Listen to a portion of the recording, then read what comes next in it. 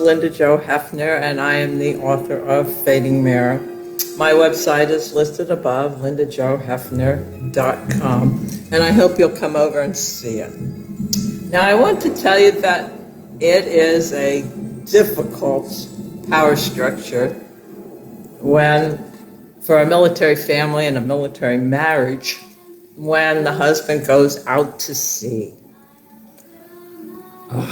So I am all of 21 years old. Now, for the past 3.5 years, I lived 24/7 with Bud. Now, he was more experienced than I was. He had been in the Navy 5 years, while I moved directly from being in my parents' care to the dormitory to being married very quickly. Not fast enough for Bud. He would have married me earlier, but I gave him a hard time. 6 months was a long time to wait. The poor guy. Don't you feel sorry for him?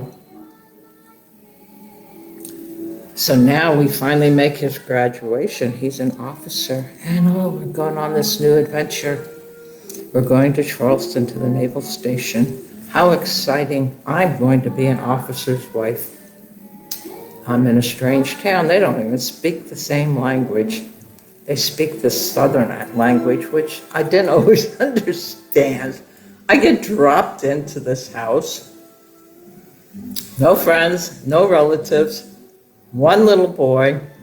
And of course, as you always know, I'm pregnant. So here I am all by myself. We move in. 4 days later, I kissed my husband goodbye. There wasn't even a margin of adjustment there. It was, you take over, Linda, sink or swim. It's yours. And me, being me, I was determined I was going to be the best Navy wife in the whole world. We used to divide everything up as far as chores in around the house. He did his part, and I did my part. And he did it willingly. He took care of the outside, he took care of repairs, he took care of finances. Wow, now he's gone. And I do everything. And all we had then was letters, so there really wasn't a way to say, hey, Bud, what do you think I should do with this? Because until the letter got to him and he got it back, the problem was too big to handle. So deployment, my very first deployment, I grew up a lot. I grew up a whole lot. I learned to handle things. Meanwhile, this was my husband's first time on a ship as an officer. And I must say that maybe, just a little bit maybe, he was really enjoying that. Because sailors may have mumbled under their breath when he told them to do something, but they always answered, yes, sir, no, sir, and they went and did it. And then they grumbled. But he was well respected and they liked him because Bud came up from the enlisted ranks. He was enlisted and went in the Navy at age 18. Started at the bottom of the pile, and now he's an ensign. Whoa, baby. So I meet the ship, and for the first couple days, it's all honeymoon, roses, and wine, and it's so sweet. I'm so happy to have my husband home. Happy, happy, happy. Now, he wasn't supposed to be home. This ship came in because of engine problems. 2 weeks, and he was gone again. And I was back to being in charge of everything. So now we go through this honeymoon phase where we are just having fun. He doesn't have much to do. The ship's in the shipyard getting the engine repaired. So he reports, he comes home at noon, and we have the afternoon, so we're doing all kinds of free stuff. So Bud takes a little bit of time reviewing what's happening at home, including the checkbook. Now, Bud is left-brained, or was left-brained, and everything in that checkbook was. So it wasn't hard to follow his pattern, and I think I did a pretty good job. So he's reviewing it, and I'm looking over his shoulder this one afternoon, and he puts a check mark by one. And I know what that means. That means sometime, and he'll pick his time, he wants to discuss what that is. I wasn't sure what it was. I couldn't really see it, and then he put it away. So now we're getting ready to go to bed. And I hear Bud yell, "Linda, doll, hey doll, where's my toothbrush?" "Oh, I put it in a Ziploc bag and under the sink." He says, "What did you do that for, doll?" Didn't say a word. He took the toothbrush out, hung it up on the thing. I figured, okay, I think I know what this is going to be about. So we crawl into bed. And all ready for bed. He has his teeth brushed, and I have mine, and we're having our pillow talk. And he decides this is the time to bring up that entry in the checkbook. Well, he starts out, "Doll, what was that thing about the exterminator?" Now, he's very used to me being a little bit contrite and whiny, and I went into that mode first off. I said, "Well, Bud, I really tried to handle it myself, but there were bugs everywhere. I mean, I had to lock the dishes in the dishwasher. I had to be careful. I'd walk into the kitchen, turn on the light, and the palmetto bugs were on the wall. And I used the bathroom in the hallway, and one flew out at me and into my hair, and it was terrible. And I was so upset." He says, "Well, did you call the landlord? He should be responsible for that. He should be responsible for extermination." Well, I still stayed with the little wifey role, and I said, "I called the landlord. He's out to sea too." And his wife, Mrs. Lieutenant, she joined up late because her husband was an Annapolis grad, and now he is lieutenant or above, I don't really know. And she really wasn't interested in me. She had a daddy that had money and no kids. So by the end of the conversation, she really got out of the whole thing by saying, "Oh, Linda, I will consult with Jerry. I'll write him a letter." I will, all right, I'll ask my daddy, the commander. Yeah, but I have to go now. I have a bridge game this morning, or the other time I would call. I have a cocktail party to go to this afternoon. I will get back to you. I will be sure to write to Jerry. Call after call after call, no answer. So now Bud's gonna question me that this owner of the house should have paid for this. I'm dealing with prima donna over there who joined in on this whole business of being a Navy wife late in the picture. As long as her husband kept her in a pretty house and Daddy gave her enough cocktail parties, she was happy. She was the princess. I wasn't so much. I went through the whole struggle for Bud to be an officer. I was there all the time. And now I was in charge. But at this point, we have two captains of one ship. And you know you can't have two captains of one ship. There's only one. Which one?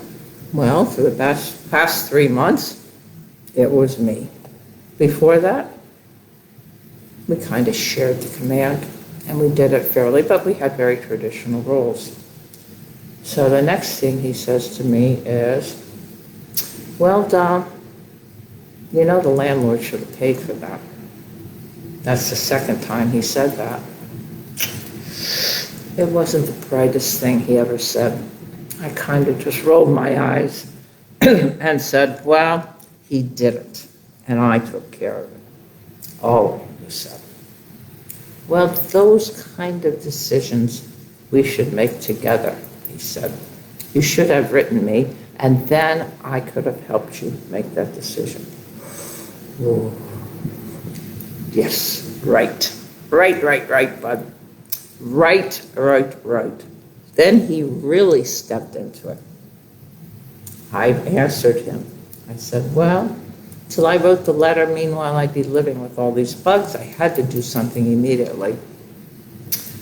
"Well, doll, I think you should have waited till I came home. And then we could have decided, or I could have decided, whether or not to exterminate this home. Oh my God, that was the last straw. I grabbed the quilt, I grabbed my pillow, and I said, I am not one of the men on the ship. I'm not one of your sailors that you can tell what to do. You are not in charge of me. I have the right to make my own decisions. And I'd like to say I made the exit gracefully out the door, but when I got to the bedroom door, I dropped the blanket and the pillow. Covering up, I said, and I salute you, Ensign. And I stumped out and went to the sofa to sleep. Now it was, hello there, Anne. It was quite a night. I was restless, but I did fall asleep. But I was really mad. How dare he come home? How dare he come home and tell me what to do? He wasn't here. He wasn't here. I made those decisions. And finally, I did fall asleep. I wake up in the morning, and next to me, wrapped all around me, is Bud. I'm still sort of miffed, and he knows it. So he peels back the comforter, and he starts using the ploy that always works for him. He starts kissing my neck. I pull the quilt back up and say, what are you doing here?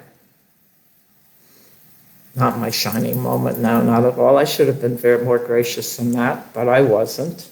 I reacted. I was angry. So then he said something really smart. He says, you're right, doll. You have the right to make your own decisions. You're a grown-up person, and you have the right to choose what you want. You had the right last night to come out here and sleep on the sofa, and I appreciate that. But I also have the right to make my own decisions too. I do, doll. I have the right to make my own decisions. And last night, I decided that I would rather come out and sleep on the sofa with you than stay in our big bed alone without you.